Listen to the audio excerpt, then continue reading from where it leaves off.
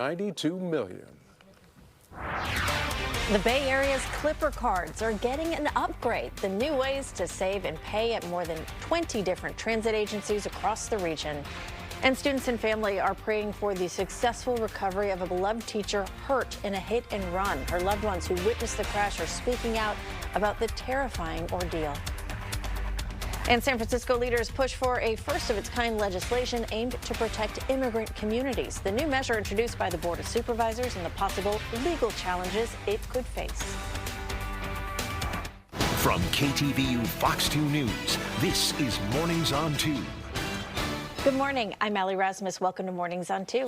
I'm Andre Sr. It's Wednesday, December 10th. Do not adjust your TV sets. It is not nighttime. Yes, Chief Meteorologist Mark Tamayo is here with us this morning. He is filling in to talk a little bit about the cold weather. Continues, same story again this morning. What else can you tell us, Mark? Yeah, weather story is not changing around too much. Good morning to you. Happy to be here with you guys. Some dense fog having a big impact on temperatures, especially in some of the inland valleys. And we'll kind of repeat the forecast once again, especially up in the North Bay, out toward the Delta, some of the inland valleys with temperatures. They have been only in the 40s, and that'll be the case once again today. So stubborn fog in parts of the North and the East Bay. Our dry stretch will continue. Maybe some rain chances showing up in the forecast for next week. Lower visibilities in a few spots. There's Livermore dropping down to 1/4 of a mile, but you also notice the chill Andre was talking about. Right now, temperatures in the upper 30s to the low to mid 40s. We'll talk more about today's forecast in a few minutes. Sal right now is standing by, and he has an update on the roadways. Sal, so far so good this Wednesday morning? Yeah, it's typical. Okay. We do have some slowdowns out there, Mark. Let's go to the Richmond Bridge first. I'll show you that it is not unusual here for it to be slow as you approach the Marin County area and use that bridge. The East Shore Freeway is crowded, and the Bay Bridge does have a backup extending to the MacArthur Maze. We've also been looking at some of these South Bay commutes, and we can show you the traffic in the South Bay is going to be starting to back up on 85 and 87. It's nothing unusual. 880 is slow from 238 all the way down to Stevenson. There was an earlier crash near Tennyson that's been put to the shoulder. Now at 7:01, let's get back to the headlines. Sal, thank you much. Staying on the topic of transit, how you pay fares on public transit, getting an upgrade now. Today's the start of the rollout of what's being called the next generation of Clipper cards. KTVU's Amanda Quintana is live in Fremont with more on this story. Good morning to you, Amanda. Good morning. Well, today is essentially the soft launch, so it could take some time, about 8 to 12 weeks, for this full transformation to this next generation Clipper. That's what they're calling it. So what does this really mean? Well, it means that all of the transit agencies in the Bay Area, there are about 24 of them, including Muni, Caltrain, AC Transit, SF Bay Ferry, and VTA, they will now become tap and ride systems. So BART started doing this already this summer. Riders can pay their fare using contactless credit and debit cards and mobile payments, as well as the actual Clipper card, and you can just tap them. So you can set up an auto reload on the Clipper card. Money will show up instantly when you add funds to your Clipper card. No waiting days to see it in your account anymore.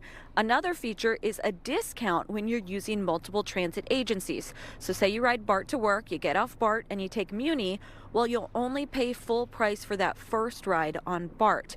There are also new family accounts, so a parent could manage their child's Clipper card.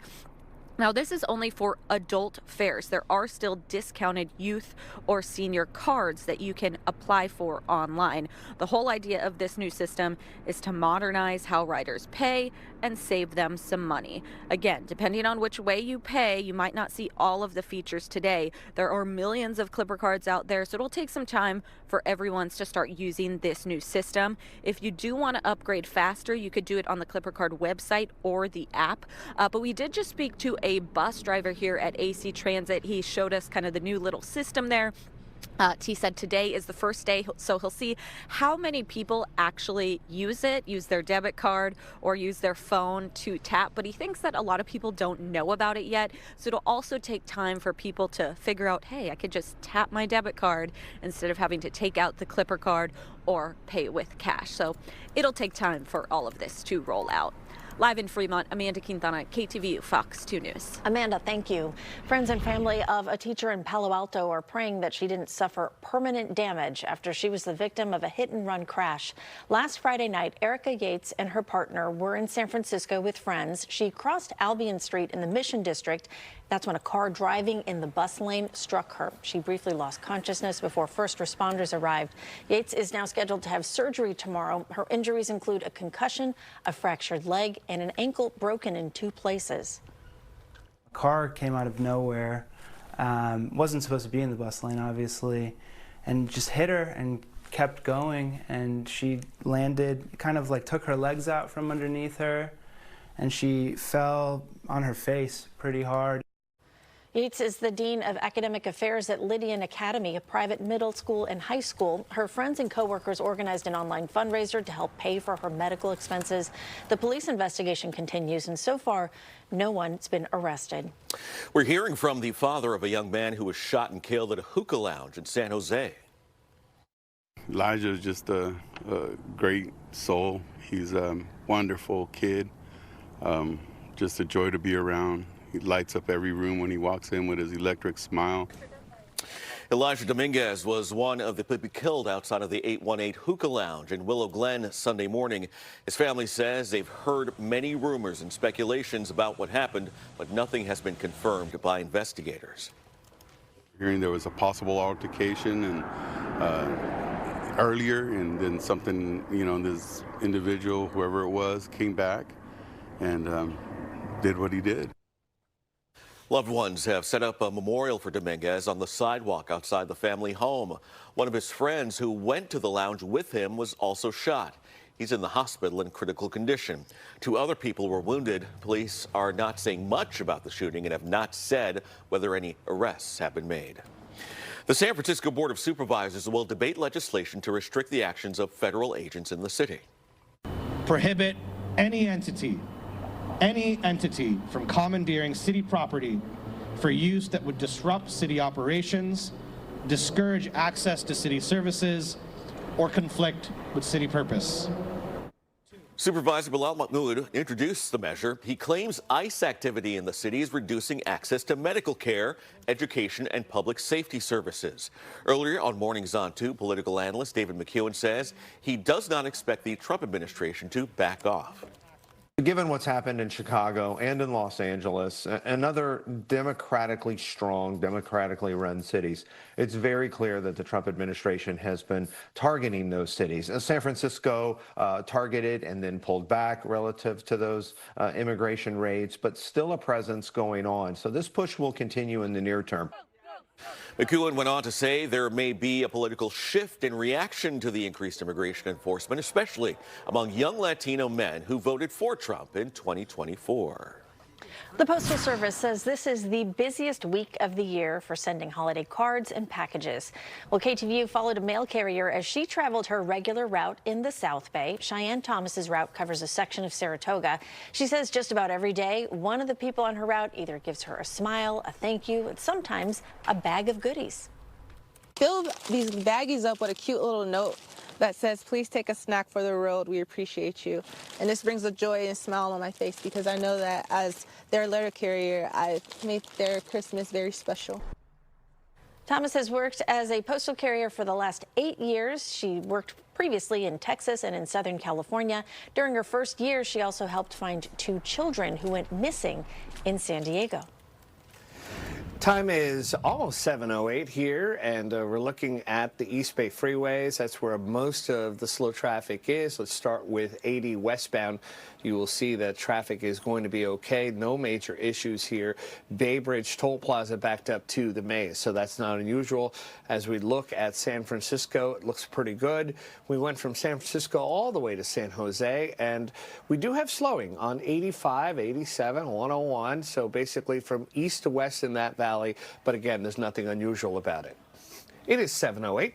Let's go back to the desk. So thank you much. A new ordinance establishing ice-free zones in the South Bay, how Santa Clara County is trying to limit federal agents' access to certain areas and how the feds are expected to respond. And same grocery item, same store, but on Instacart, the price may differ. Coming up, we'll talk to an investigative reporter about a new study exposing the popular app's AI-powered tool that could be spiking your grocery bill. Jacoby & Myers has been a proud part of the California community since 1972. We've stood by our neighbors, helping hundreds of thousands of families get the justice they deserve. Whether it's fighting insurance companies or fighting for you in court, we'll stand up for you. At Jacoby & Myers, we know the stakes: your family, your health, your future. For over 50 years, we've been California's trusted name in legal care. If you've been injured, call us today at 1-800-5-MILLION, because you deserve justice.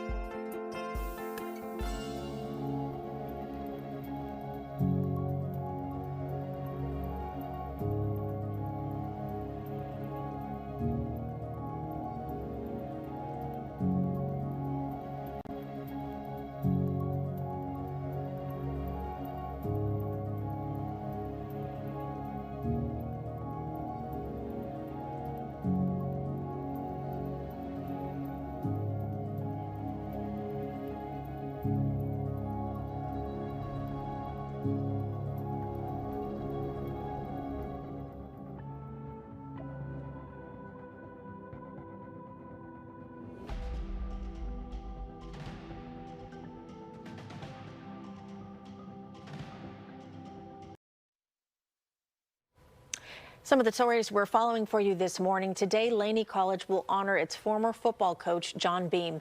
The school will hold a candlelight walk this afternoon. Organizers say attendees will gather at Laney College Bistro at 4 this afternoon, then walk across the Estuary Bridge and finish with a short memorial program at the Laney College football field. The walk follows the route Coach Beam took with his students for years. John Beam was shot and killed on November 13th while working as athletic director at Laney College. He died a day later at the hospital. He was 66 years old. Santa Clara County is now the first Bay Area county to establish so-called ICE-free zones. The Board of Supervisors approved an ordinance that will make certain county-owned buildings and spaces off-limits to immigration enforcement operations.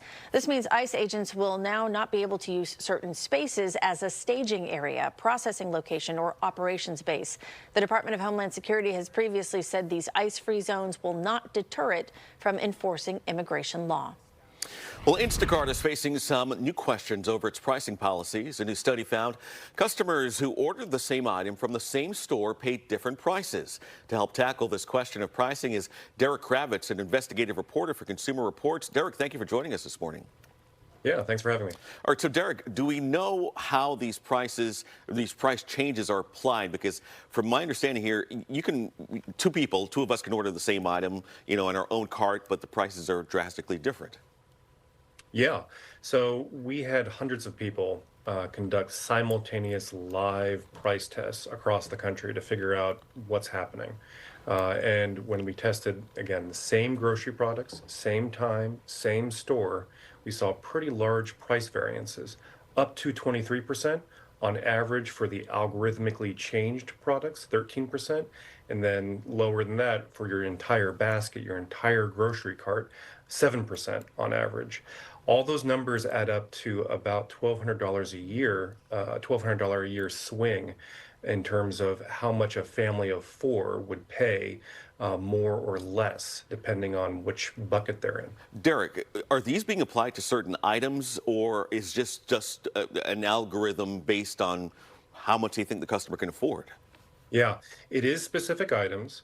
We don't know exactly why specific items compared to others, but we found almost 75% of the products we tested were algorithmically changed. So it was a substantial number of the name brand, in-house store brand, food staples, eggs, milk, everything that you can think of was being tested. The issue here is these are necessities for households, so why would the prices be changing on items that, you know, people get every day? Is that my understanding?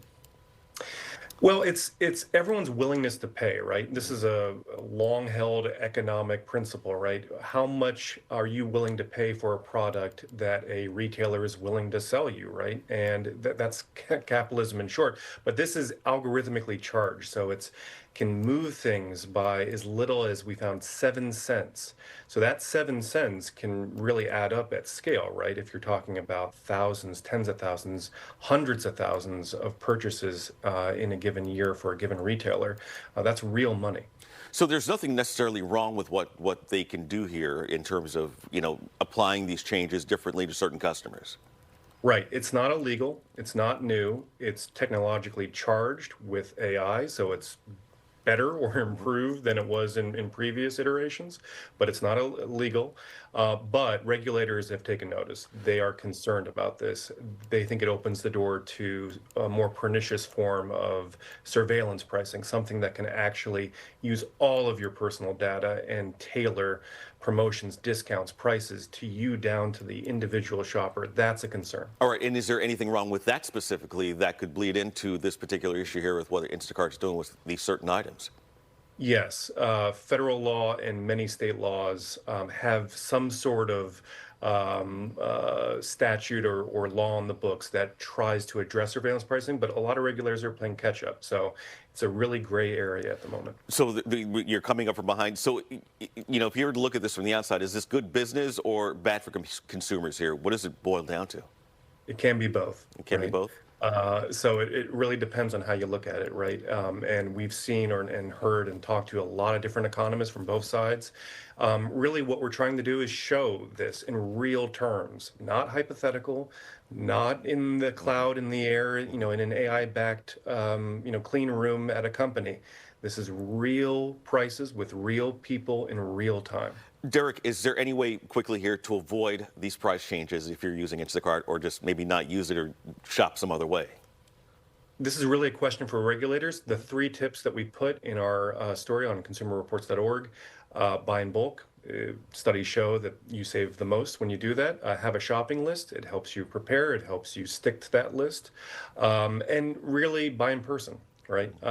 You know, if you have to choose between, you know, buying something on an app and buying in store, choose the in-store option. There's a good chance you have to pay more to have it delivered to you. All right, Derek Kravitz, Consumer Reports, thank you so much for joining us this morning and providing your insight. Thanks for having me. All right, appreciate it. Well, going outside is key to helping to maintain your mental health and physical well-being, but a new study finds you may not actually need to step outside to reap some of those benefits. According to research from Clemson University, virtual reality headsets can help many people still access the health benefits associated with time spent outdoors.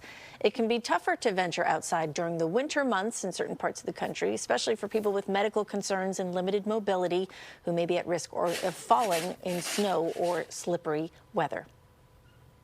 Virtual nature allows for us to have an opportunity, a door opening to be at a beautiful place like this, to be able to feel like you are at a park again or your favorite nature place.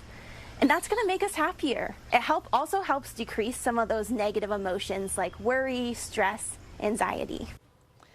And it is not an exact replacement for going outside, but researchers hope it is the next best thing. They hope the technology improves accessibility and mental health for those who can't be outside as easily. When I put one of those on once to do rock climbing, and it got me tired out. Did you get a little vertigo? No, not vertigo, No? but it was like you really get into it because you're surrounded by it. It covers your entire eyes, and so everything, you're engulfed in it, and so you're really thinking that you're part of this whole thing. You can get a workout. Yeah, I mean, and also I should point out the accessibility part. You know, Yeah. people that cannot. It's not a go replacement outside for now. outdoors, but if Yeah, you can't but if get you can't, outdoors easily, it's the pretty next good. best thing. Yeah, That's a good point, Andre. That's right. All right, Andre and Allie, good morning to you both. Right now, let's go right to the Richmond Bridge.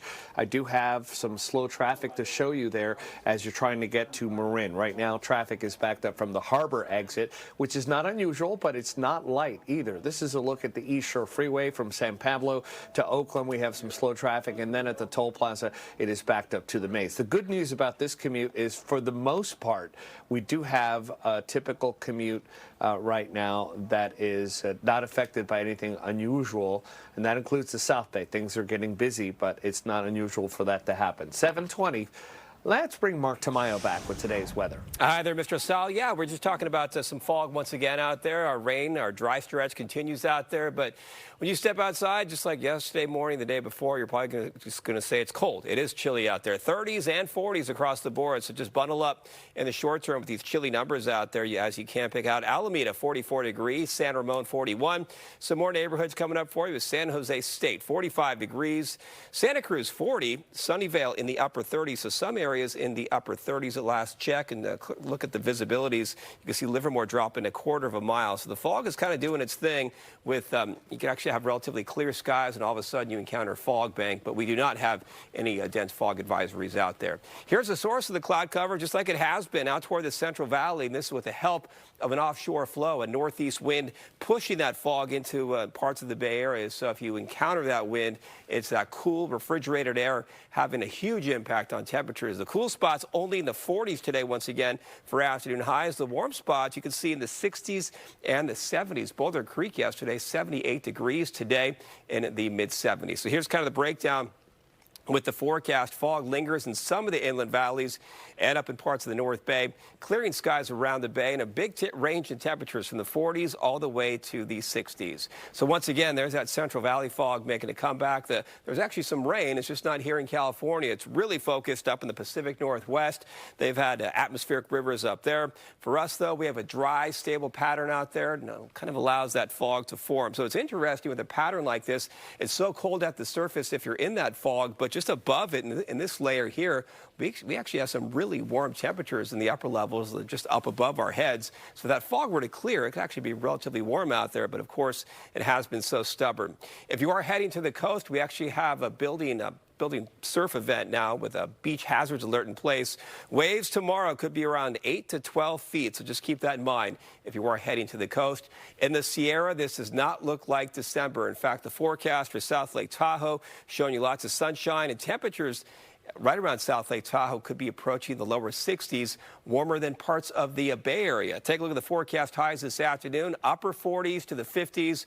Warmest locations will be in the lower 60s. No big changes headed our way. Slightly warmer for your Thursday. Still dry by Friday. The weekend, a sun-cloud mix, but then by Monday, a pattern change that could lead to increasing rain chances. Now, after just 10 months in office, I'm pleased to report that America is winning again. President Trump hitting the road to talk about the economy, his comments on affordability, and the response from Democrats.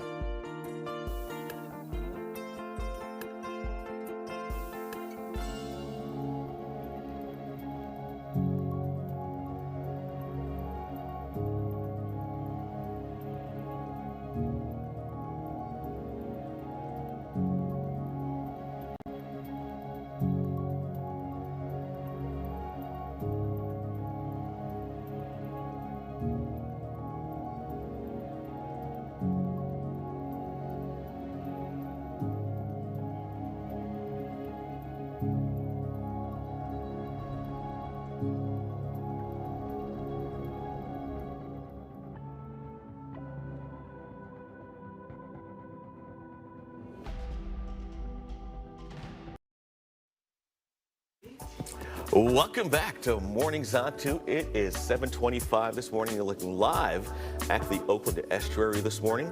Pretty status quo today. Frigid, foggy start to the day, but the sun is coming out.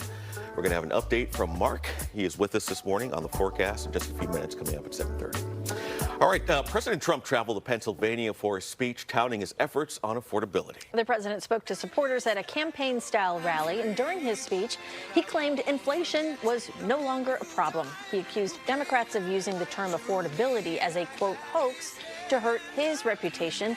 Even so, the president says he is working to bring costs down. I have no higher priority than making America affordable again. That's what we're going to do. And again, they caused the high prices, and we're bringing them down. It's a simple message. All the polling seems to indicate that he's really kind of losing the plot with a part of his own voters now front and center. So I'm really not sure there's be a lot of Democrats that are going to buy it right now.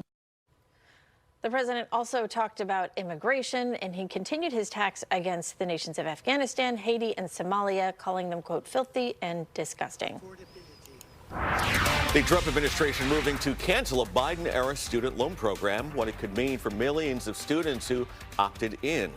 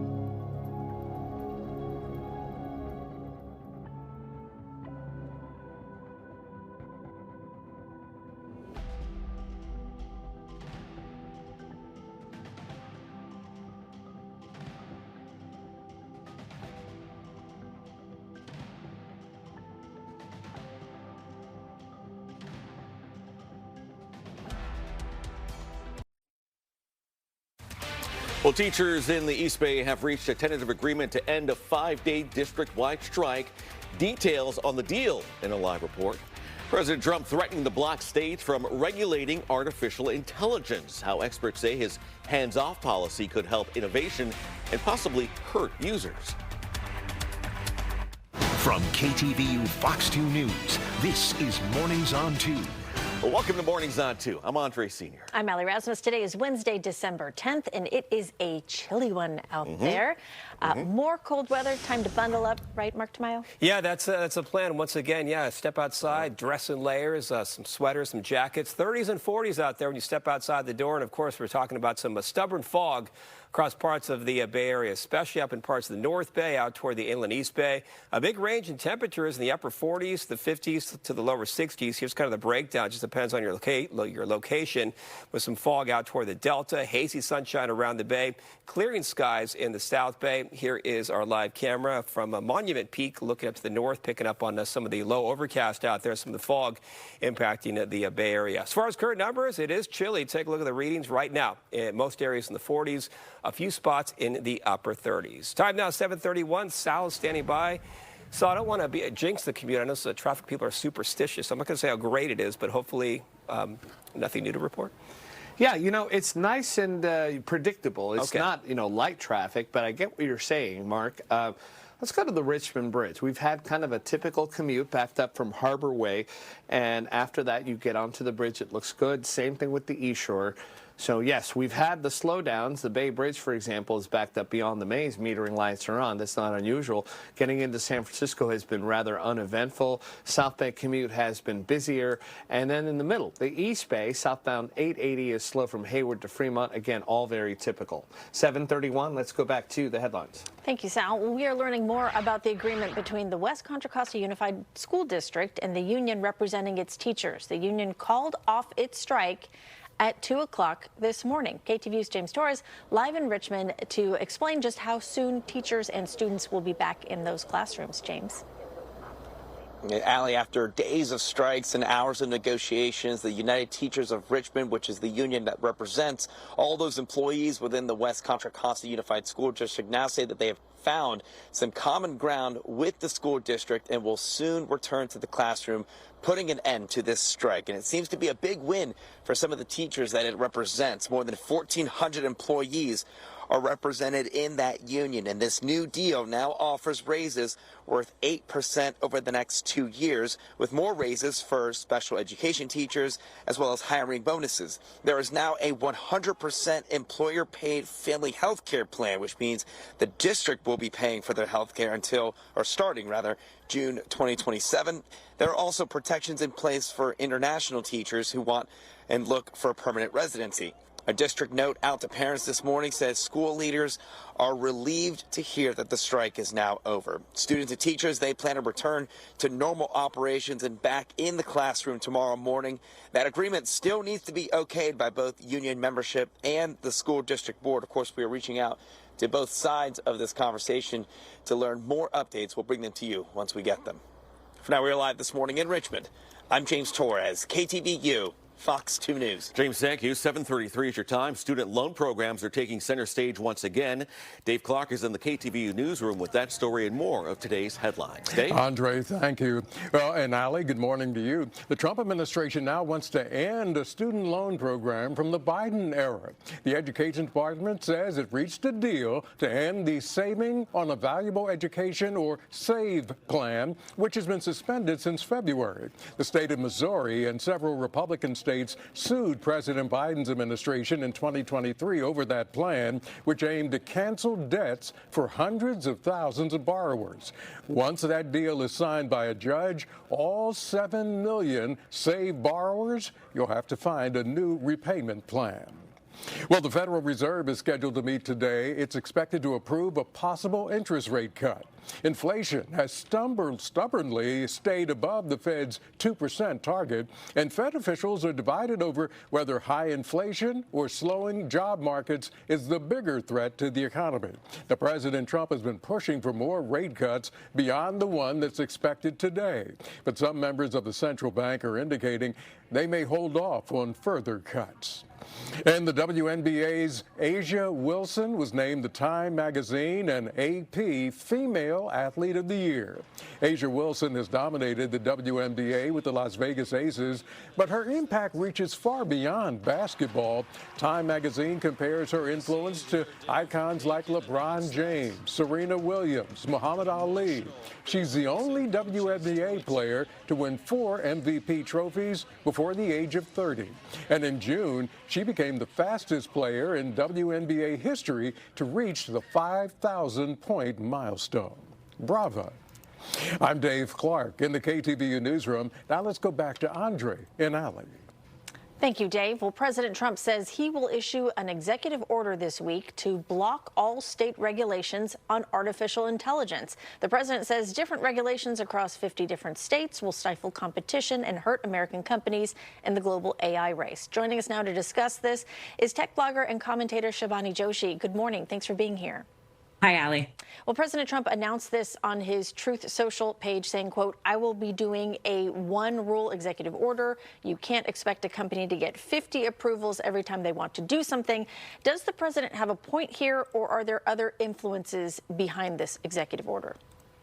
Well, it does make a lot of sense what the president is saying. Right now, we are in an AI innovation race, and tech startups and the VC firms and even big companies out there are saying, look, it's difficult to be at the forefront of innovation if somebody who's developing a product has to go state by state and create a very different product based on the individual rules there. And that stifles innovation. So we see sort of the meta theme there. However, we also need protections. It's a balance between protection and innovation. And right now, the federal government has not been successful at creating protections for minors, for children around issues like data privacy, deep fakes, parental controls, consumer protections. And so that's why the states are coming in. More than 38 states have passed more than 100 laws around data privacy, including our own state of California. So right now you see this tension between innovation and what the industry is looking for and what consumers and the everyday person is also looking for. It's also reportedly led to some tensions and conflicts within even the White House and Republicans. The White House apparently tried to introduce something like this, an executive order blocking state regulations about a couple months ago, and that was kind of pulled back. Do you see this becoming a bipartisan political concern? It definitely is. You have leaders on both sides of the aisles that are wanting more protection for their citizens. And you even see Florida Governor Ron DeSantis introduced an AI Bill of Rights recently as well around the same themes.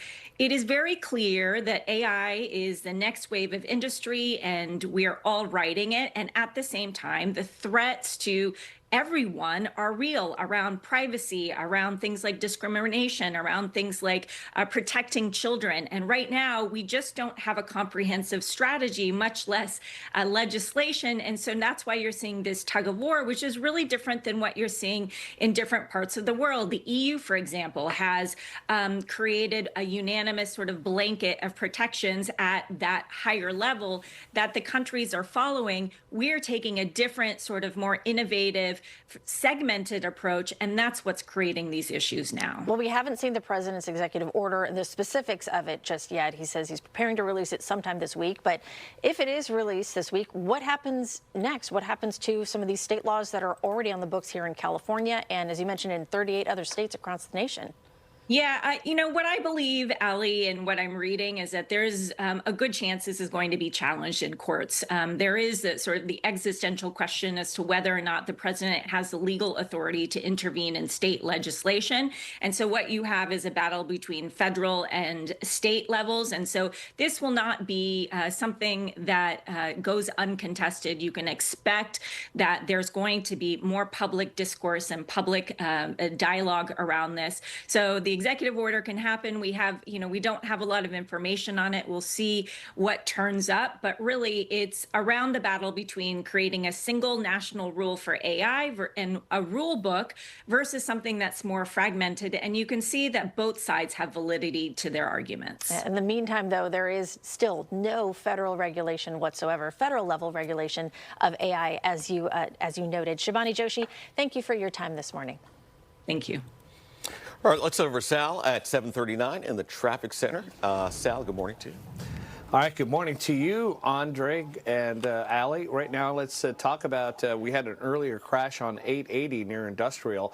That's been gone now for a bit, but traffic is slow there, and so is slow on 680 out of Bernal. So you can give yourself a lot of extra time there. Let's talk about some of the bridges out there. We do have the Richmond Bridge backed up from the harbor exit to the toll plaza. That's not unusual for it to be that way. And again, we've had the typical slow traffic on 80 in San Pablo heading out to Oakland, and at the Bay Bridge, we're still backed up. This time it's beyond the maze, so it's a 25 to 30-minute delay. 7:40, let's go back to the desk. Thank you, Sal. Well, we continue that conversation about Instacart as it faces new questions over its pricing policies. That's after a study found customers who ordered the same exact item from the same store paid different prices. Yeah, now we want to hear from you. We're asking, do you use grocery delivery services? Your options, yes, it's a lifeline. The other is sometimes in a crunch, or no, I do my own shopping. And right now, most of you say you do your own shopping. And 5% each of you say, yes, it's a lifeline, or sometimes in a crunch. Just go to KTVU.com/vote. Let us know what you think about our question this morning. Yeah, I do order groceries online, I have to say, just because it's a time saver. Yeah. But I always check the price, and if something is priced higher than what I paid last week, I just won't buy it. Yeah, if you use do you compare I don't it? use Instacart. Oh, no. well, there you so go. So maybe I'm safe. Well, some other companies are doing it in real time at Yeah. the stores, so you got to be careful about that. All right. Shop around. Yeah, all right. One more look at the poll here. Scan the QR code to let us know what you think about it. We'll be right back.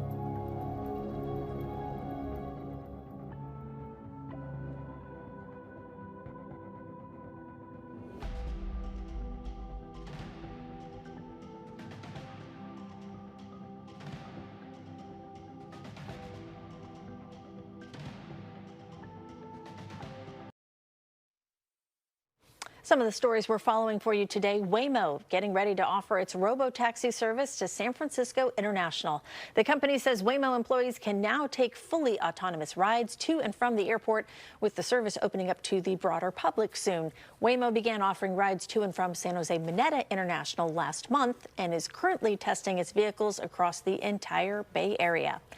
In-N-Out Burger has axed the number 67 from its ordering system after the viral 67 meme wreaked havoc at its stores. The burger chain retired the numeral after eager adolescents regularly crowded the restaurants and waited for that number to be called.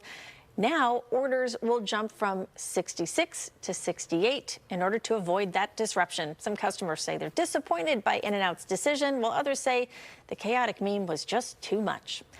Oakland Mayor Barbara Lee is touting the city's effort to sell bonds to fund infrastructure improvement projects. The mayor says the city sold $334 million of the Measure U municipal bonds it issued last week. The funds will be used for repaving streets, restoring public facilities, and building affordable housing. Mayor Lee calls the bond offering a milestone for the city. Well, the markets are on Fed watch today, and we are waiting to hear about interest rates. Pam Cook joins us with a look at today's dollars and cents. Pam. Yes, good morning. Wall Street, investors, economists, and market watchers widely expect the Federal Reserve to cut the federal funds rate by a quarter point. But I did talk with a financial advisor this morning who pointed out we're not going to necessarily see lower rates for mortgages and credit cards. The federal fund adjusts what's called that federal funds rate. That is the rate that banks charge other banks for borrowing money, typically an overnight transaction. So that does not mean the lower rate will be passed along to consumers.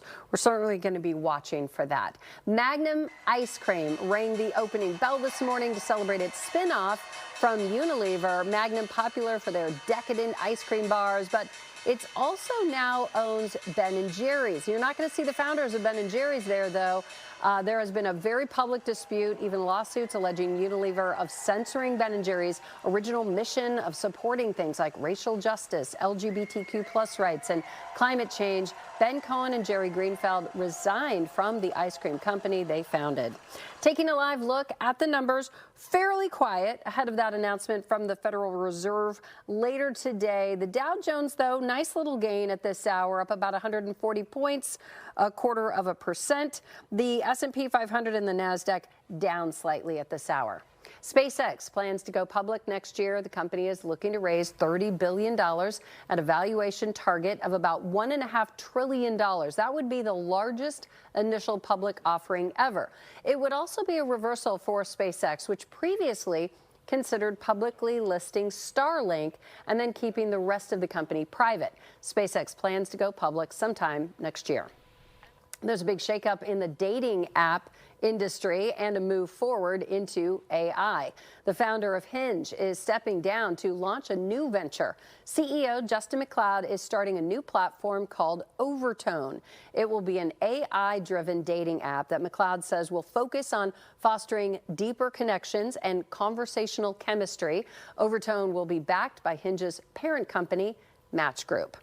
And Amazon's Ring cameras are now rolling out an AI-powered facial recognition feature.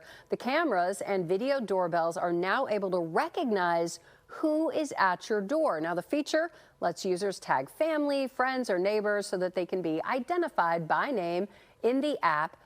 Some critics are concerned about privacy, but Amazon says the face data is encrypted and it will not be shared with others. It does say users are able to choose whether or not to enable that new feature on their devices.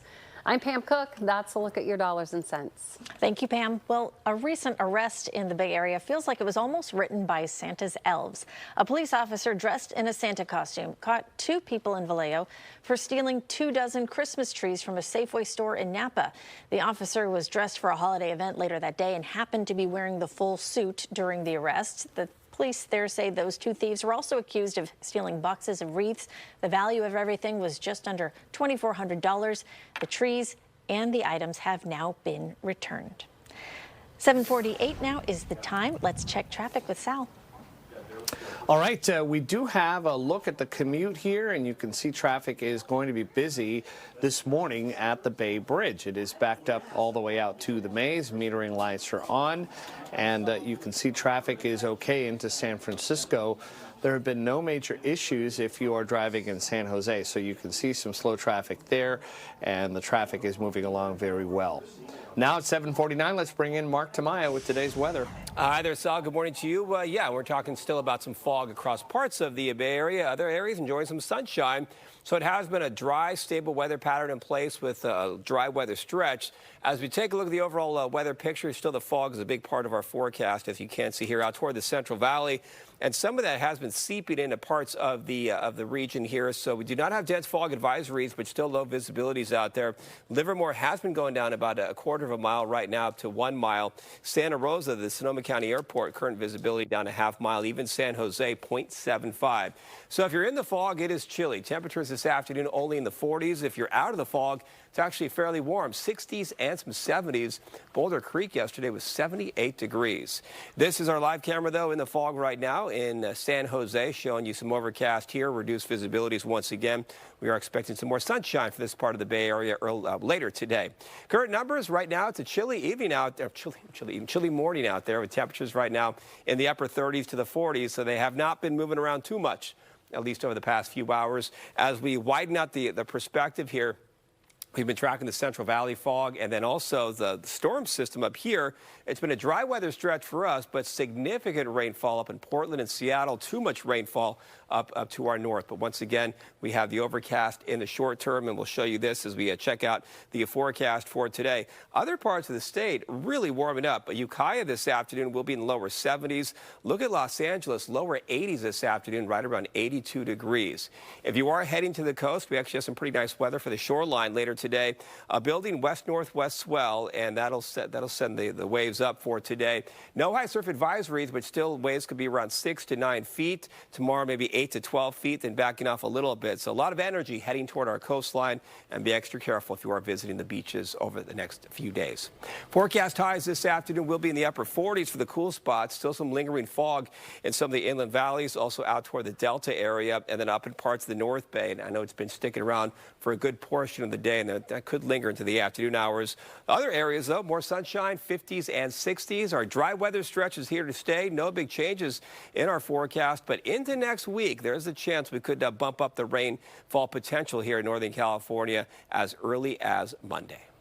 Mark's still getting used to filling in on this morning shift. Thank you, Mark. Right. Appreciate it. All right. It is 7:52 right now. An animated sensation about K-pop just became the year's most unstoppable force. Next at 8, expert insight on how the Korean music scene is rewriting global pop and representation. And the San Francisco Giants making a splash in the draft lottery, where they'll be selecting their next big prospect come July.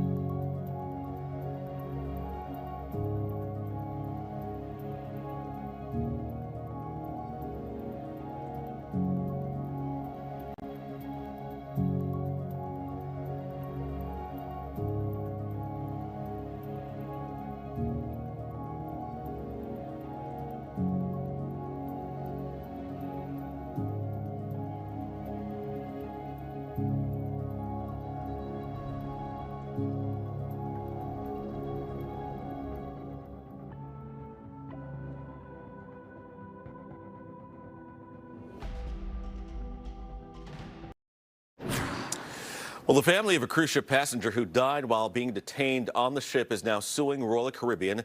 The family of 35-year-old Michael Virgil accuses the cruise line of serving him at least 33 drinks during a cruise last December that departed from Los Angeles. The lawsuit claims the alcohol caused Virgil to get intoxicated and belligerent while on the ship. Security restrained him by using pepper spray, zip ties, and injecting him with sedatives. The first domino that fell is that they physically restrained him with 5 people physically on top of him, which resulted in mechanical asphyxiation, which is what George Floyd suffered. An autopsy showed Virgil had a blood alcohol level about twice as high as the legal driving limit. The family also accuses the staff of putting his body in the ship's refrigerator. Royal Caribbean issued a statement saying, quote, "We are saddened by the passing of one of our guests, worked with authorities on their investigation, and will refrain from commenting any further on pending litigation." A North Bay nonprofit is getting ready to ship more than 1,000 holiday care packages to troops deployed around the world. Operation With Love from Home has sent tens of thousands of care packages to soldiers over the years, but this year, the Napa-based group says it's in short a supply of both donations and volunteers, too. Organizers are asking for help with commonly requested items from soldiers, including dark socks, snack-sized beef jerky, travel wipes, and crew neck T-shirts. Donors are also encouraged to write a personal note or card that can be shipped along with the care packages. I think that means more than anything. And the cards from the kids that they make, I mean, adults, veterans, families, they all mean a lot.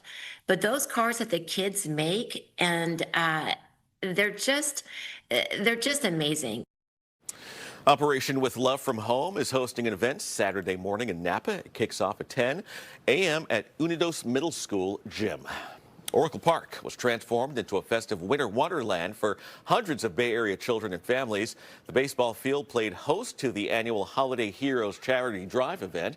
San Francisco 49ers players, including Christian McCaffrey and Nick Bosa, joined excited kids to decorate cookies and stuff plush animals. More than 400 children from nearly a dozen nonprofits enjoyed carnival rides, face paintings, and custom hats, with many walking away with coveted autographs. I've just feel so lucky.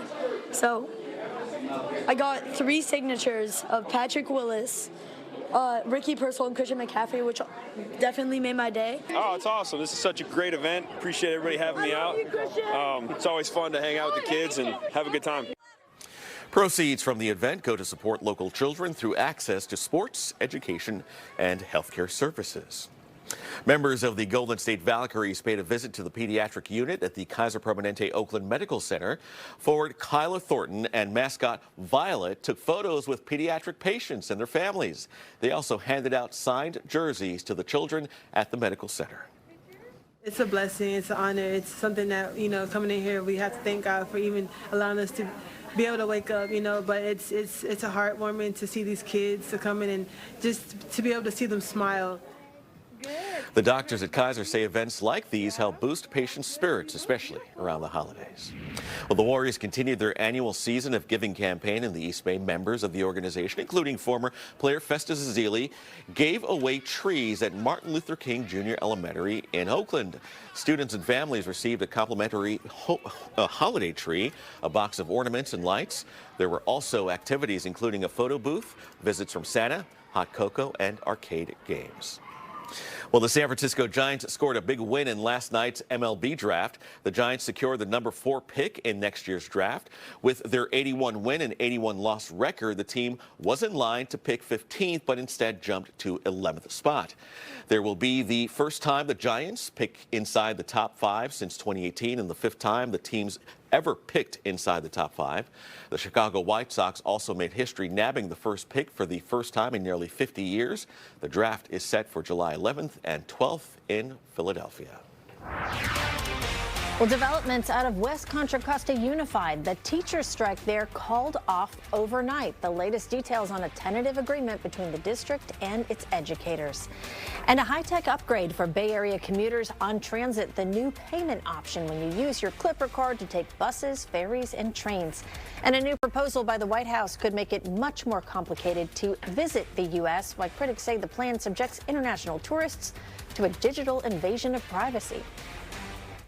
From KTVU Fox 2 News, this is Mornings on 2. Welcome to Mornings on 2 at 8 as we show you this live picture of the Oakland estuary, the sun glistening over the water there. You can see a little bit of haze and fog out there, and the word from Mark Tamayo is cold, cold, cold outside. It is Wednesday, December 10th. I'm Allie Rasmus. I'm Andre Sr. Thank you so much for joining us this morning. Mark decided to, join us on the morning show, even though he normally works the evening, and he's still trying to get used to it. I heard you earlier in your hit talk about this evening, even though it was in the morning. Yeah. Mark, we know it takes a little getting used to. You're only filling in this morning, but thank you so much for joining us. Well, yeah, thanks for having me. Yeah, bit of adjustment on the alarm clock this morning, but we're here. So far, so good to start things off for your Wednesday morning. It is chilly. You guys have been talking about the cold numbers, some 40s out there, even some 30s, and another round of fog. We've been talking so much about the fog and really nothing to mix things out, especially out toward the Central Valley. So some areas, the fog could linger out in the inland valleys, out toward the Delta area, parts of the North Bay. Hazy sunshine around the bays, hazy sunshine in the South Bay, and a big temperature range from the 40s to the 60s. Looks like this is our Santa Cruz camera. A beach hazards alert is in place right now, right on through Friday, so just keep that in mind if you are heading to the coast. It is cold, though. Temperatures right now in the 40s, even a few spots in the upper 30s out toward Palo Alto.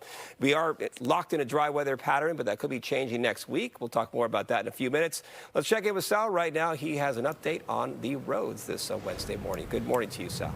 Actually, we'll have Allie take it from here. Yes, I'm going to step in here and show you what the live picture looks like here at the Bay Bridge Toll Plaza. You can see the traffic thinning out just a little bit. Be aware, westbound 80 at Treasure Island, there is some sort of road hazard. CHP says there's a box in one of the lanes, so traffic possibly slowing down to get around that. Also, if you're heading into San Francisco from that point, there's a couple crashes on southbound 101 at Cesar Chavez. Here's a live look at the Richmond-San Rafael Bridge Toll Plaza with the sun streaming over those East Bay hills. A bit sluggish getting over into Marin County. No major incidents there, though, to tell you about.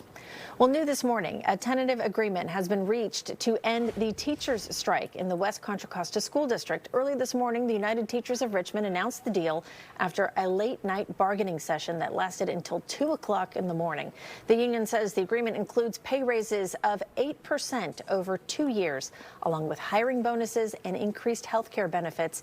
The agreement also adds retention bonuses for teachers to try and keep staffing levels steady. The school district has seen more than 1,500 teachers leave the district during the past 5 years. For me, the most important thing is fully staffed and stable schools. Not only as a teacher who has seen teachers leave the district because they could get higher pay elsewhere, but because I'm also a parent of a child who's gone through this. Now, the strike has been called off, so the question is, when does everyone come back to the classroom? The union says teachers will have a preparation day today and plan to be back in classrooms tomorrow. All right, 80-3 right now. How you pay for fares on public transit getting an upgrade now. Today is the start of the rollout of the next generation Clipper card here in the Bay Area. KTVU's Amanda Quintana in Fremont this morning to explain what exactly it means. Amanda? Yes, well, this is essentially a soft launch today because it'll take 8 to 12 weeks for those Clipper cards to fully transform into the new generation Clipper. That is what they're calling it. So what does that mean? It means if you ride a bus, a ferry, a train here in the Bay Area on one of the transit agencies that uses Clipper cards, which is about 24 of them, including Muni, Caltrain, AC Transit, SF Bay Ferry, and VTA, you will now be able to tap and ride. BART started doing this already this summer. Riders can pay their fare using contactless credit and debit cards and mobile payments, as well as still using the actual Clipper card. Now, what's new is you can set up an auto reload on the Clipper card. Money will show up instantly when you add funds to your Clipper card. And another feature is a discount when you're using multiple transit agencies. So say you ride BART to work, you get off BART and you have to take Muni. Well, you'll only pay full price for the first ride on BART. And there are new family accounts, so a parent could manage their child's Clipper card. We spoke to a few riders this morning. Some said they'll continue to use the Clipper card. They like that they know exactly how much is on there. Others are excited to not have to worry about reloading it and just tap their bank cards or their phone. Would you like to be able to just tap your debit card? I would. It's more feasible. It makes it more feasible. It's less time consuming. I can just come directly to the bus. Does it take time? Because I read that sometimes when you reload, it takes time for the money to show up on there. It does sometimes, and it varies. It varies, So just that eliminates that. It just alleviates that whole process. The tap to pay is only for adult fares. There are still discounted youth or senior cards you can apply for online. The whole idea of this is to modernize how riders pay and save them some money. Now, again, depending on how you pay, you might not see those new features today. It could take some time because there are millions of Clipper Card users out there. If you do want to see the upgrade faster, you can go onto the Clipper Card website or you can use the app. We also did talk to a bus driver. He said he doesn't think a lot of people know about this rolling out, so it could also take time for people to realize that they can now use Apple Pay or just their debit card to get on the bus. Live in Fremont, Amanda Quintana, KTVU, Fox 2 News. Thank you, Amanda. Well, people traveling to the U.S. could soon be required to disclose their social media history. A proposal by Customs and Border Protection would require people on the visa waiver program to share 5 years of social media history before they're allowed to enter the U.S. That program allows people from 45 different countries, including the U.K., Japan, and Israel, to enter the U.S. without a special international travel visa. Travelers would also have to hand over phone numbers used in the last year, email addresses from the last 10 years, and other digital information. Canada is making a major investment to recruit high-skilled global talent, specifically targeting workers facing uncertainty in the United States immigration system. The Canadian government has announced a $1 billion decade-long commitment to recruit hundreds of doctors, scientists, researchers, and other professionals. Canadian officials say the strategy is a new accelerated pathway to permanent residency for current and former U.S. H-1B visa holders. 7 minutes after 8 right now, the San Francisco Board of Supervisors will debate legislation to restrict the actions of federal agents in the city. Prohibit any entity from commandeering city property for use that would disrupt city operations, discourage access to city services, or conflict with city purpose. Supervisor Bilal Mahmoud introduced the measure. He claims ICE activity in the city is reducing access to medical care, education, and public safety services. Earlier on Mornings on 2, political analyst David McEwen says he does not expect the Trump administration to back off. Given what's happened in Chicago and in Los Angeles and other democratically strong, democratically run cities, it's very clear that the Trump administration has been targeting those cities. San Francisco targeted and then pulled back relative to those immigration raids, but still a presence going on. So this push will continue in the near term. McEwen went on to say there may be a political shift in reaction to the increased immigration enforcement, especially among younger Latino men who voted for Trump in 2024. Waymo says it's reviewing and learning from a series of viral incidents when its autonomous cars appear to make illegal traffic maneuvers. Our cameras spotted a few Waymos temporarily stopped traffic yesterday as one struggled to enter a garage. In another incident over the weekend, neighbors recorded the aftermath of a collision between two Waymos that blocked the street and prevented one person from leaving their driveway. People in the area say it's not out of the ordinary to see this. Introducing a very sophisticated technology into a very complex driving environment, and these are growing pains in, I think, kind of a naturalistic environment. Well, Waymo says those cars were unoccupied and moving slowly, and the company is looking into the incidents to use these kinds of problems to improve its software and operations. Netflix's hit film K-pop Demon Hunters has been named by Time magazine as Breakthrough of the Year. The movie has exploded in pop culture popularity. Google's top 5 most searched Halloween costumes were all characters from that film. The cast has taken over late-night TV, the Macy's Thanksgiving Day Parade, and even made a surprise appearance on Saturday Night Live. Coming up in about half an hour, we'll talk with a dance professor about the growing popularity of K-pop dance and music. And now we're taking a look at traffic. 809, you can see some slowing in the northbound direction of 880 past the Oakland Coliseum. The backup lightens up as you approach the MacArthur Maze and the Bay Bridge Toll Plaza. Let's switch over to our other camera here showing you the San Mateo Bridge. No specific crashes or incidents to tell you about once you get to San Mateo County, but as you can see, a lot of folks making their way west, and so that is leading to some slow traffic on that bridge. Car came out of nowhere. Wasn't supposed to be in the bus lane, obviously, and just hit her and kept going. A night out in San Francisco ending in tragedy for a Palo Alto teacher. The desperate plea to find the driver who struck her and never bothered to stop as she fights to recover from life-changing injuries. And a Biden-era student loan relief program now on the line. The legal victory that has millions of borrowers left in limbo. Jacoby & Myers has been a proud part of the California community since 1972. We've stood by our neighbors, helping hundreds of thousands of families get the justice they deserve. Whether it's fighting insurance companies or fighting for you in court, we'll stand up for you. At Jacoby & Myers, we know the stakes, your family, your health, your future. For over 50 years, we've been California's trusted name in legal care. If you've been injured, call us today at 1-800-5-MILLION, because you deserve justice.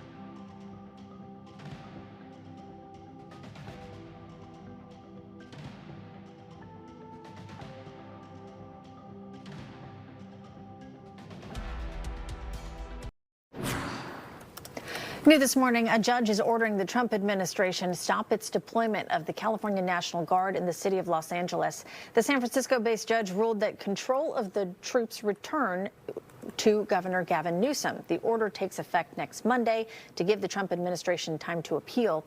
The White House responded to this morning's ruling, saying it looks forward to, quote, ultimate victory on this issue, end quote. There's currently about 100 Guard members still in Los Angeles who've been deployed there to deal with immigration protests.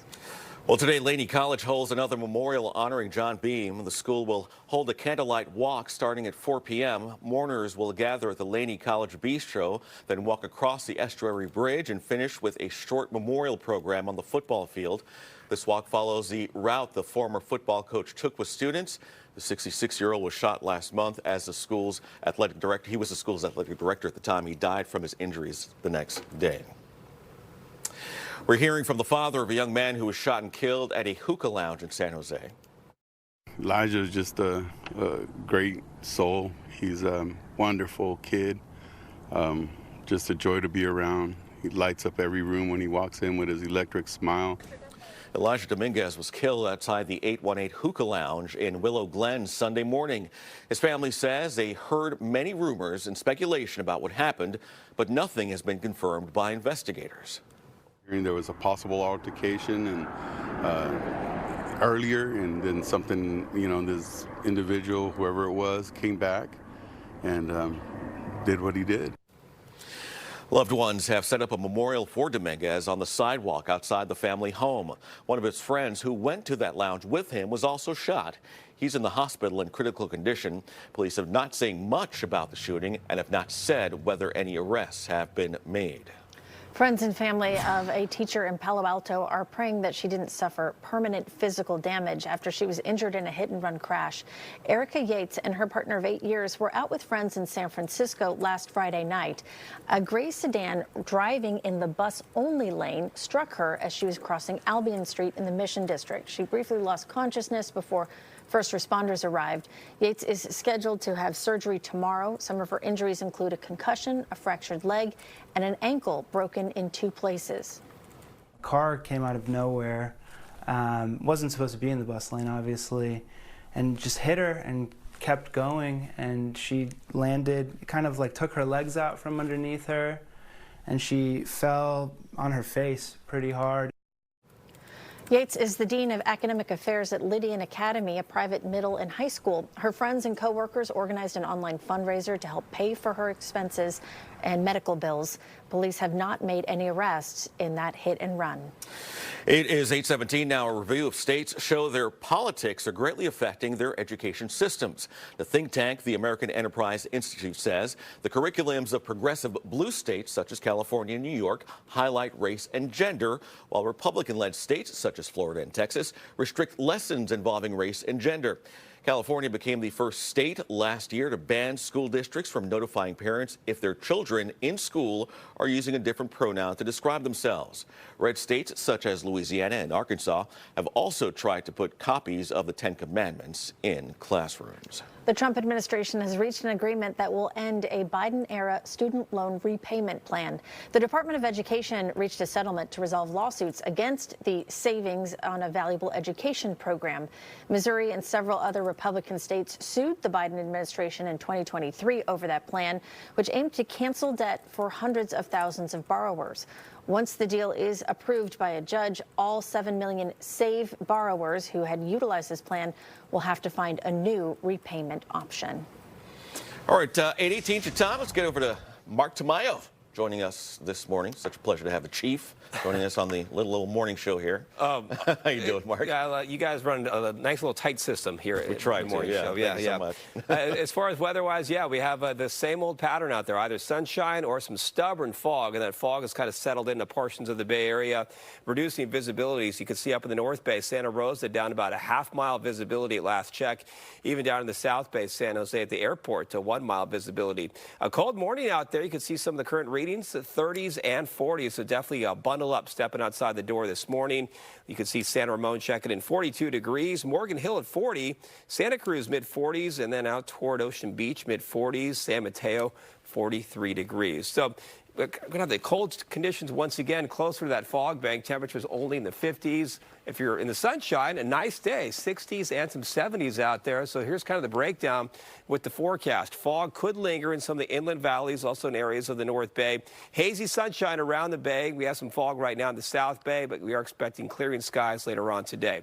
Here's our live camera down in Santa Cruz, where we have some sunshine. It's going to be a beautiful afternoon. So this area not dealing with the fog as much. Temperatures in the 60s. 50s. If you are heading to the coast, just know that there's a building swell out there. This is not a high surf advisory, but still a beach hazards alert in place with waves today around 6 to 9 feet. Tomorrow could be upwards around 8 to 12 feet. It's a lot of energy drifting toward our coastline. Just keep that in mind. In the Tahoe area, this does not look like December. This picture was snapped yesterday, and the forecast, at least over the next 3 days, lots of sunshine. Temperatures will be approaching the lower 60s. Maybe some snow chances back in their forecast into early next week, and rain chances. Those chances will be going up by Monday. Highs for this afternoon, it's cool with some patchy fog out in some of the inland valleys, right around the Delta, parts of the North Bay. Temperatures upper 40s to lower 50s, but away from that fog, it's a nice day. Those readings approaching the lower 60s. A little bit of a bump in the numbers by Thursday. It's dry through the weekend, but into early next week, rain chances will be going up. Thank you, Mark. Well, Santa has gone digital. Why this AI Claus, created by a San Francisco-based company, has millions of kids chatting with him, and the warning about the app from tech experts. Might have noticed Allie picked up traffic, and that is because Sal is here. He's going to learn some simulated drills, CPR, vehicle extraction training.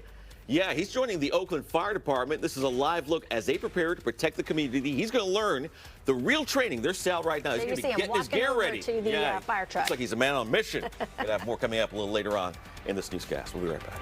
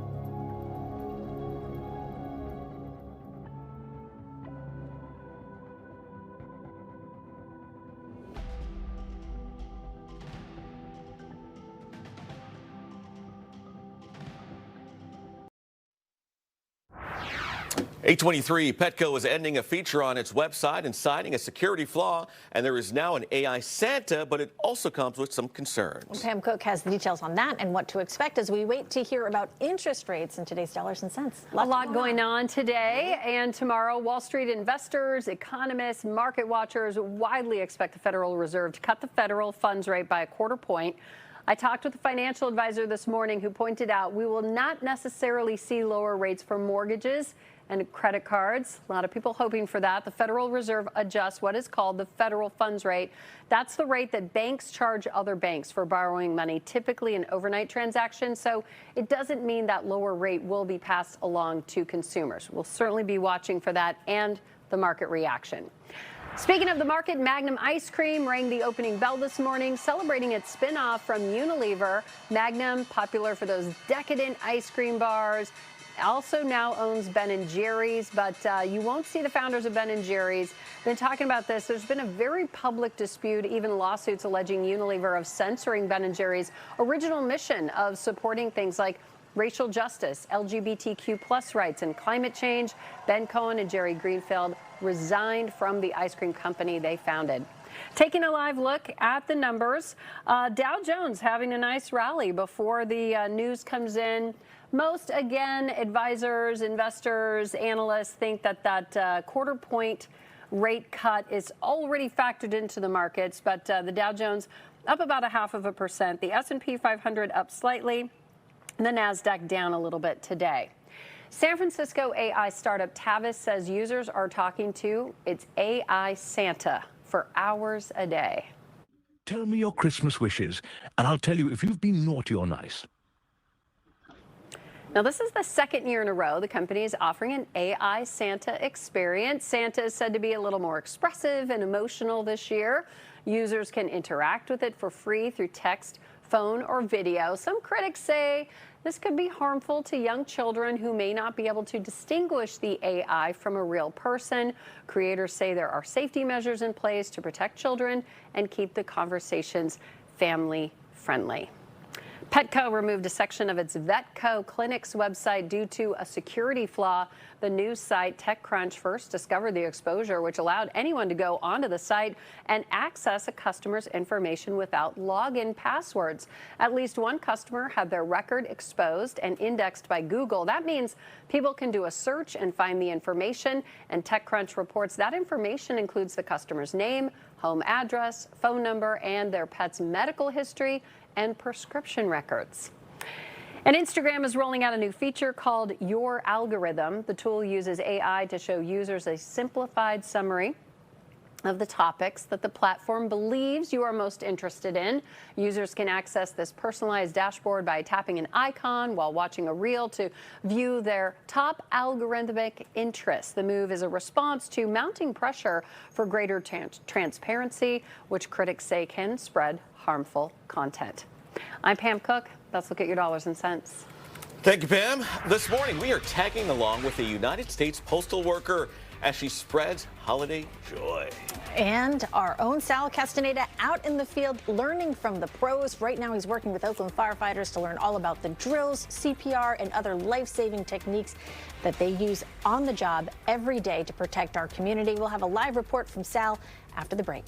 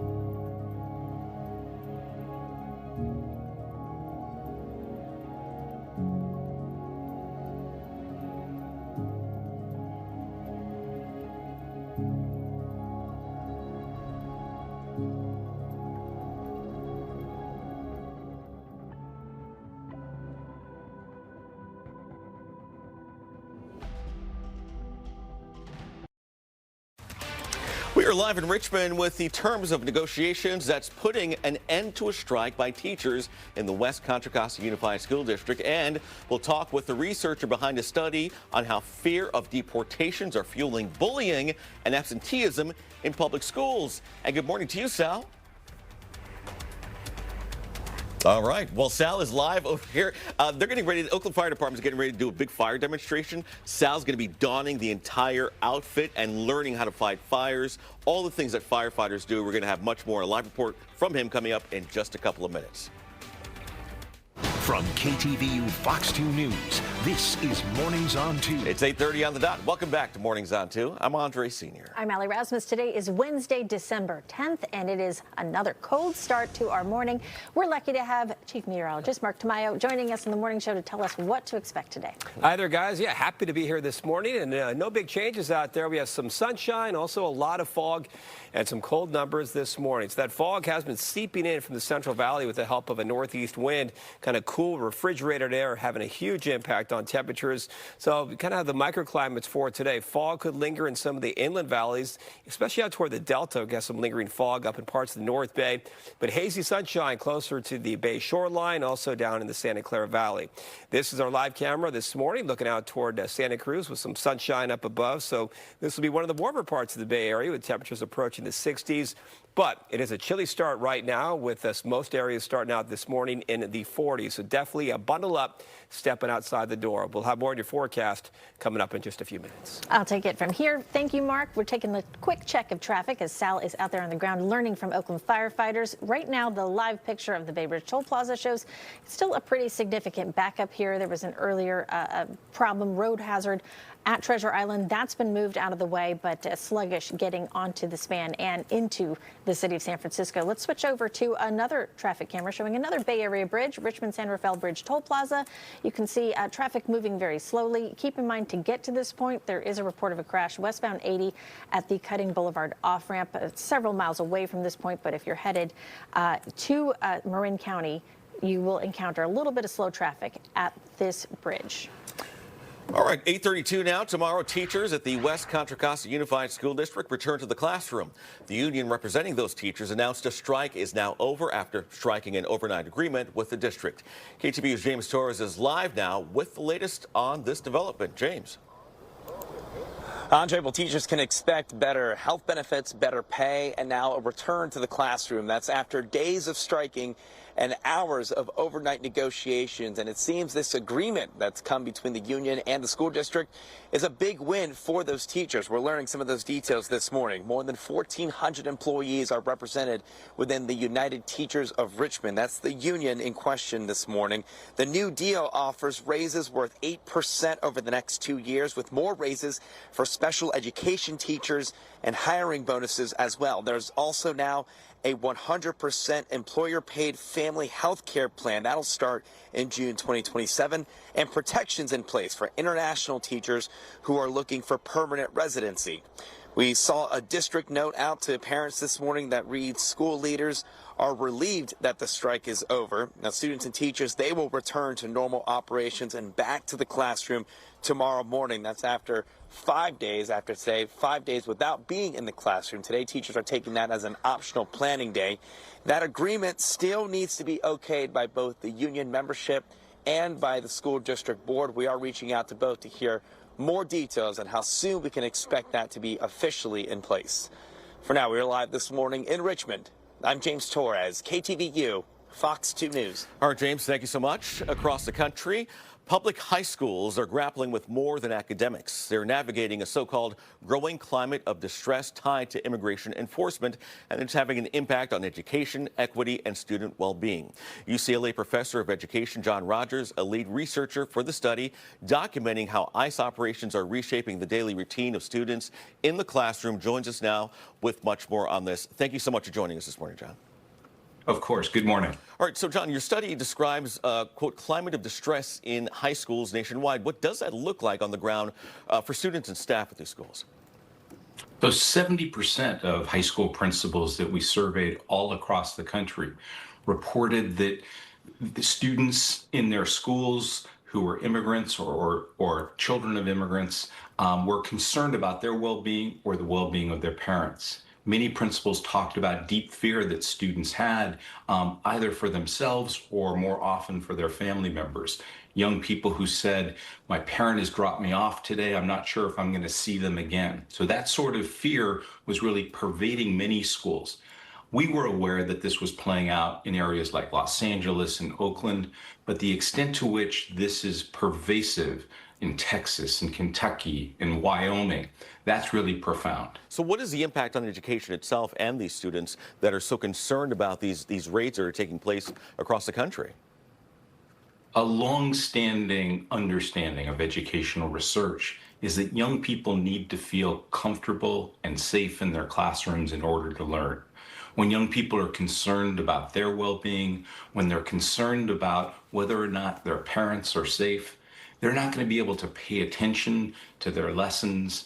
In addition, principals reported that the immigration enforcement efforts were having a deep effect on student attendance, student participation in summer school. So for all these different reasons, learning is being undermined in profound and important ways. So you see this is going to be a long-term impact here, years from now, if things continue the way they are? Absolutely. The other concern I have is that young people are not only experiencing fear, but they're learning the wrong sorts of lessons. They're learning that they shouldn't be trustful of the government. They're learning that state actors are dangerous officials. We want young people to look upon our federal government as a source of support. Right now, they're looking at the federal government as the source of fear and vulnerability for their families. So, John, the report says some principals across every region, they're seeing students bullied because of their immigration status. So what's driving that behavior? Well, a principal in Texas told us that the bullying that was playing out in her school was directly related to the rhetoric that those young people were hearing from on high. She noted that it was the president's rhetoric in particular that young people were listening to and then reenacting in their bullying towards their classmates. I should note that even as many principals talked about bullying that was occurring, principals also noted that some of their students acted with care and empathy towards their fellow students. In California, many students have walked out of schools in protest of immigration enforcement efforts. Many of those students were not immigrants themselves, were not members of immigrant communities, but they cared about their classmates and they wanted to affect change. So you looked into this study, you found all this information here. What can this happen? What is the result, or what can this information provide, and how can it help in the future? Well, I think it's critically important that pressure is placed on the federal government to change its policies. On January 19th, 2025, the day before President Trump entered office, there still were long-standing protections that said that ICE and Homeland Security should not go near schools in any of their enforcement efforts. They should not go near hospitals or courthouses as well. We need to reinstate those protections for sensitive locations so that parents and students feel that high schools and middle schools and elementary schools are safe places for young people to learn. UCLA professor John Rogers, thank you for joining us and providing your insight. Of course, this information can be used and tracked to see how things play out in the future. We appreciate your time. Thank you very much. 8:38 now, and a new study found that customers using Instacart frequently paid different prices for the same items in the same stores. Instacart is now facing questions and criticism about transparency and pricing fairness for using software to shift prices for different shoppers. A study by Consumer Reports tested prices in 4 cities across the country using nearly 200 volunteers. Instacart shoppers bought the same items from the same store at the same time. We apologize, this video that we're showing is incorrect. But back to that Instacart story, nearly 75% of the items tested had different prices, with some customers paying as much as 20 cents more than others. It is specific items. We don't know exactly why specific items compared to others, but we found almost 75% of the products we tested were algorithmically changed. A spokesperson for the San Francisco-based company Instacart says stores on its platform set their own prices, and many chain stores do vary their prices due to market factors, overhead costs, and other issues. Well, now we want to hear from you. We're asking you, do you use grocery delivery services? Your options are, yes, it's a lifeline. Sometimes in a crunch, no, I do my own shopping. It looks like I do my own shopping is the clear, resounding winner here, with 70% respondents saying that is their choice. But others rely on the online grocery shopping as well. But if you want to weigh in, just head to ktvu.com/vote. Well, local officials will get hands-on experience and up-close look at the life of an Oakland firefighter today. The Oakland Fire Department is hosting the semi-annual Fire Ops 101 event. It's happening right now. KTVU Sal Castaneda is live at the OFD training ground on Embarcadero West in Oakland, between Embarcadero West and 880, where local reps will participate in simulated drills and training. Sal, you will too as well. Tell us about it. Yeah, they fitted me. I'm going to get into a complete fire turnout kit, like boots, mask. Seth Ollier is with the fire department. Chief Damon Covington is here. And first of all, with you, Seth, yesterday I got measured for all my firefighting gear. That stuff is heavy, and that mask is tight. Yeah, it has to be, because it's our lifeline. It's really what protects us from the smoke, and we go inside these fires and it's well over 1,000 degrees. So I'm going to be going into a building that's burning with firefighters, of course. I'm going to be safe, but I'm going to be going inside when something is burning and there's going to be smoke all over the place. And this is what you guys do on a daily basis. Yeah, several times a day. And one of the things that I'm most proud of is how hard the firefighters in Oakland work. You can look around, it's a gorgeous day, but every day there are fires across Oakland, and we just do our absolute best to put out those fires and give the citizens of Oakland the service they deserve. Chief, is there a chance for me still to be a firefighter? I've always wanted to be a firefighter, Chief. What if I do well today? Then you will have done well today. There's always a chance. I'm actually kidding. You guys do such great work. What is the purpose of bringing people who are, let's say, lay people, and I call them lay people, to show them what firefighters do? It really is a day in the life, and again, all the things that you just said previously about the gear, the face, your face piece, all that it takes to go in and put out a fire and possibly save a life. It really is a lot that goes into it. We're here at the training division. This is kind of where it all starts for our recruits, to learn how to be a firefighter and to learn the sacrifice that's required to put service before self. You have a new class coming up of firefighters, right? They're going to be right here in this area training. Correct. January 5th, we'll start our new Academy 126. 34 new firefighters will become part of the OFD family. We're also giving a test in January for anyone who's interested in becoming an Oakland firefighter. We're going to put a social media blast out, and you'll be able to get all the information if you decide that you want to join the family. Fellas, thank you very much. And just next time you see me, I'm going to be looking a lot different. I'm going to be in a complete fire gear. We're going to go inside a burning building with Oakland firefighters. They're going to take video for us and share it, and you're going to be able to see it. So it's going to be something I've always wanted to do, and we'll see how well I last. I know it's hot. I know it's smoky. These guys are laughing. But so I'll be able to, Allie and Andre, I think I'm going to do well. I certainly have the enthusiasm going in. You'll be living the dream, Sal. I want to know how heavy all that equipment feels. So yeah, we're going to check in we'll with him ask a little you about bit. that. And if Sal can end up on the the firefighter calendar, but we'll move on. Just kidding. Sal, thank you. We'll check in with you at 9. Appreciate it. All right, well, K-pop Demon Hunters named Time Magazine's Breakthrough of the Year. Up next, we'll talk about the growing popularity of the dance and music behind the hit film and what it means for global pop music and representation. And our One Warm Coat Drive is underway right now. Donate a gently used or new coat. Scan the QR code on your screen and head to KTVU.com for participating locations to drop off those coats. The One Warm Coat Drive runs until December 14th. Stay with us.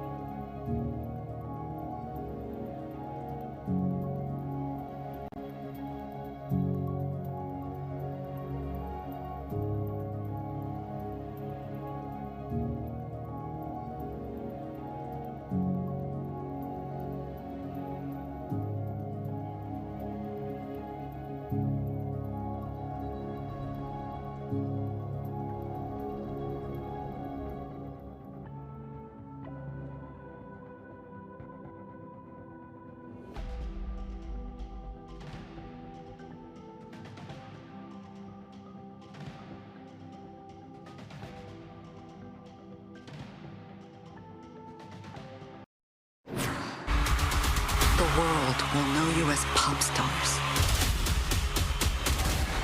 But you will be much more than that. You will be hunters. If you know, you know. Netflix's K-pop Demon Hunters celebrating a new title this morning. It's been named Time's 2025 Breakthrough of the Year. And that's not all. With polished choreography, massive online audiences, and cultural resonance across continents, K-pop is proving that pop music can be a vehicle for visibility, even social change. For insight on how K-pop is reshaping the sound of global youth, we welcome Ju-Young Oh. She's a professor of dance theory at San Diego State University and the author of a book called K-pop Dance. Thank you for being here this morning. Thank you for having me. How would you describe the K-pop dance and music style and techniques, and what makes it different from other dance forms? Sure. So what separates K-pop from the others is the first synchronous group dance choreography. People say that K-pop has such a clear line, as sharp as cut by a knife. And that synchronous group dance choreography is quite unique in K-pop. The other thing is what I describe as gestural point choreography, which refers to repetitive, also the eye-catching the movement of the upper body. And it is so ideal to imitate, like for TikTok dance challenge. So I think that's why a lot of young people, even children, are drawn to K-pop because they love imitating the K-pop choreography and even showcasing their talent on their own social media. Yeah, well, when we talk about kids and young people and that type of music, we also, of course, have to talk about the hit movie K-pop Demon Hunters, Netflix's most watched original film of all time. Why did this movie become such a hit, and how much are the music and the dancing in it part of this sensation? Sure. So I think the first reason is that the theme itself is quite unique, especially to the audience abroad, because we have had limited representation of Asian culture. And the second reason is that, so I watched K-pop Demon Hunters so many times, although my children hasn't started watching it yet.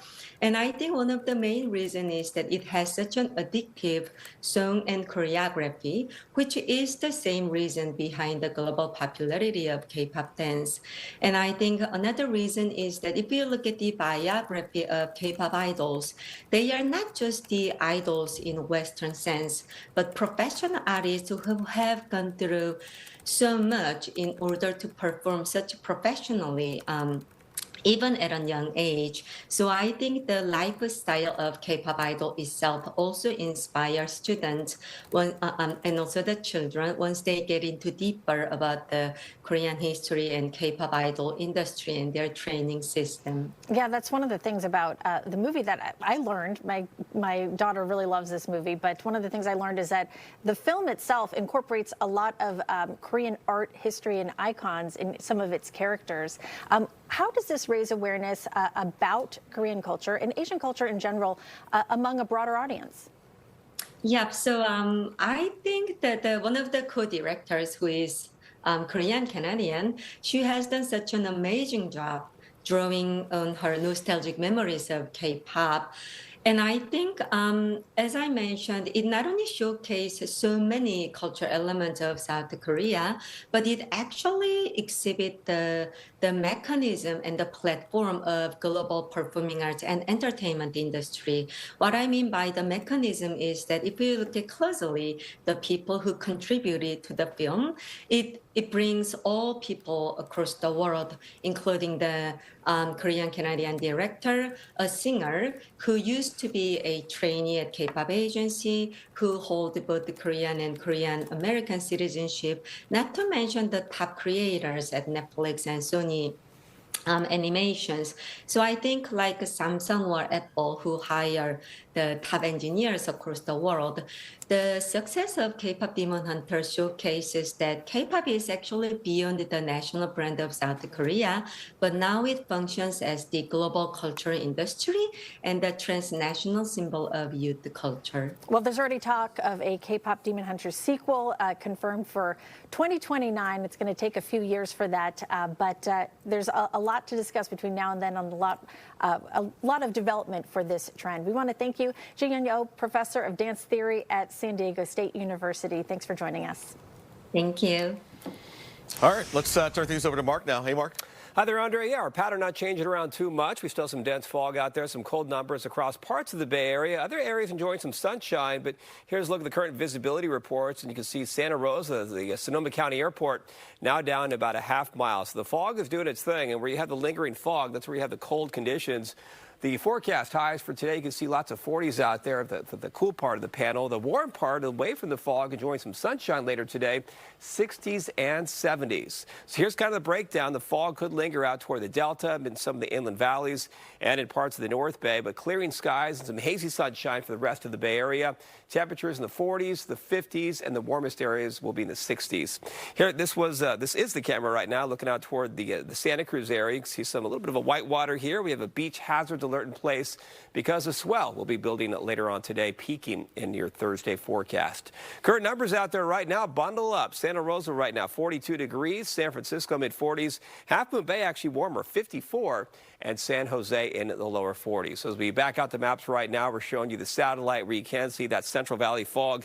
It's been a constant, and that fog seeping into portions of the Bay Area, kind of cool, refrigerated air having a huge impact on temperatures. In terms of the storm tracks, significant rain, too much rain up in Seattle and Portland. So this is kind of the big weather story this week with the rainfall, the excess rainfall over the next few days. Here's that live camera once again looking out toward Santa Cruz. And as we do check out the forecast across the state, take a look at Southern California temperatures this afternoon, approaching the lower 80s for Los Angeles. South Lake Tahoe in the 50s, could be approaching 60 degrees this week. Here is a look at the projections with that swell height, because we do have a beach hazards alert in place right now. So just keep that in mind if you are heading to the coast over the next few days. A lot of energy headed toward the Bay Area shoreline. Forecast highs this afternoon will be in the upper 40s with still some lingering fog, especially out toward the Delta, some of the inland valleys, and up in parts of the North Bay. Away from that, though, it's going to be a nice day with the temperatures in the 50s to right around 60 degrees. No big changes, maybe a little bit of a bump in the numbers, but still dealing with the fog Thursday morning. Still dry by Friday. Into the weekend, a sun-cloud mix. And then into next week, we could be talking about a pattern change, and we could finally be talking about some rain chances by Monday. All right, Mark, thank you so much. If you're tired of buying toys that get ignored by New Year's, we are too. When you join us on the 9, we'll talk live with the editor-in-chief of the Toy Insider to show us the kid-approved picks so you can shop without guessing.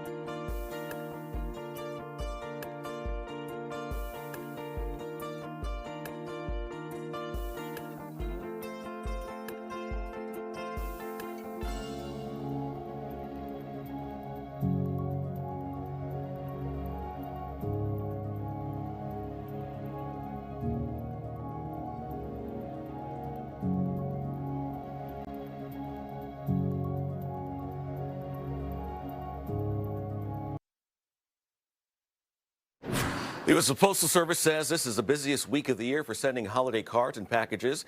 We followed a mail carrier as she traveled her regular route in the South Bay. Cheyenne Thomas's route covers a section of Saratoga. She says just about every day, one of the people on her route gives her a smile, a thank you, and sometimes a bag of goodies. Fill these baggies up with a cute little note that says, please take a snack for the road. We appreciate you. And this brings a joy and smile on my face because I know that as their letter carrier, I made their Christmas very special. Thomas has worked 8 years at the Postal Service with stops in Texas and Southern California. During her first year, she also helped find 2 children who went missing in San Diego.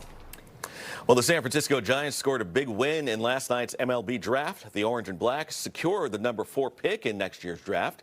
With their 81 wins and 81 losses record, the team was in line for pick 15. This will be the first time the Giants pick inside the top 5 since 2018 and the 5th time that the team's ever picked inside the top 5. The Chicago White Sox also made history, nabbing the first pick for the first time in nearly 50 years. The draft is set for July 11th and 12th in Philadelphia. SpaceX plans to go public next year. The company is looking to raise $30 billion at a valuation target of about $1.5 trillion. That would be the largest initial public offering ever. It would also be a reversal for SpaceX, which previously considered publicly listing Starlink and keeping the rest of the company private. SpaceX plans to go public sometime next year. The dating app world is seeing a big shakeup as the founder of Hinge steps down to launch a new venture. CEO Justin McLeod is starting a new platform called Overtone. The AI-driven dating app will focus on fostering deeper connections and conversational chemistry. It'll be backed by Hinge's parent company, Match Group. All right, Mornings on to the 9 starts in just 60 seconds. Stay with us.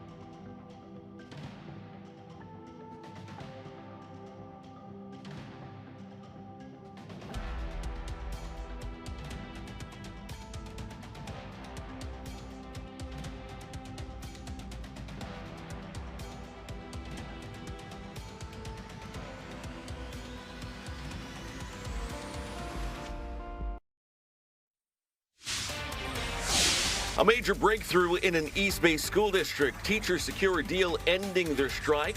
What's in the agreement and how soon classrooms will return to normal. Then fatigue, irritability, or even the desire to withdraw long before you connect. We'll talk with an expert about how seasonal affective disorder can quietly creep into your life and how you can get back on track. Plus, it's one of the most heart-filling holiday traditions in the South Bay. We're live from San Jose this morning, where the annual Shop with a Cop gets underway. Live from Chat London Square, this is Mornings on 2, the 9. Welcome to Mornings on to the 9. It's December 10th. You're looking live at the San Francisco skyline. From our Sucho camera, we do have some fog in the air, and of course, the cold weather does continue, and it does remain dry. We'll check in with Chief Meteorologist Mark DeMaio. Yes, he's here filling in this morning. Special occasion only. He'll have an update on the forecast in just a moment. All right, a new study found customers who ordered the same item from the same store through Instacart paid different prices. The company is now facing rising questions over its